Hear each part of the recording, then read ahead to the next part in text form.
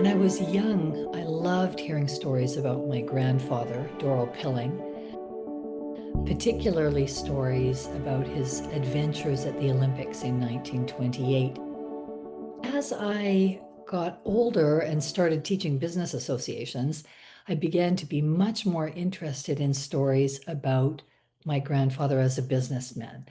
And so I started going through documents, looking through archives, and interviewing my mother, Arta Johnson, about her experiences with her father as a businessman.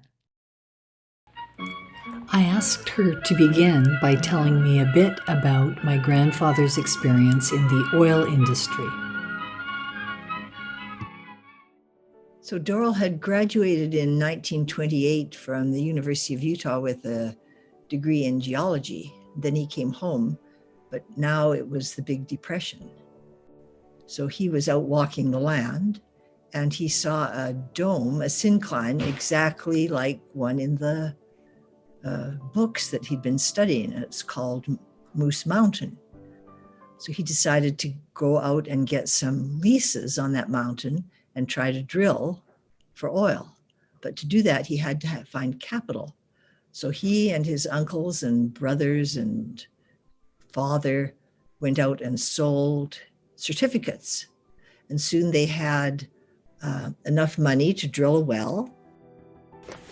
You just can't imagine the thrill that comes to one as it did to us in the early days of drilling that well. There are not many people in this world that can have their hopes and dreams come true as ours were. You can build yourself up pretty high under these delightful conditions. And the higher you build, the farther it is to fall. So when the Timmins interest took over and it kicked us out, we had quite a tumble.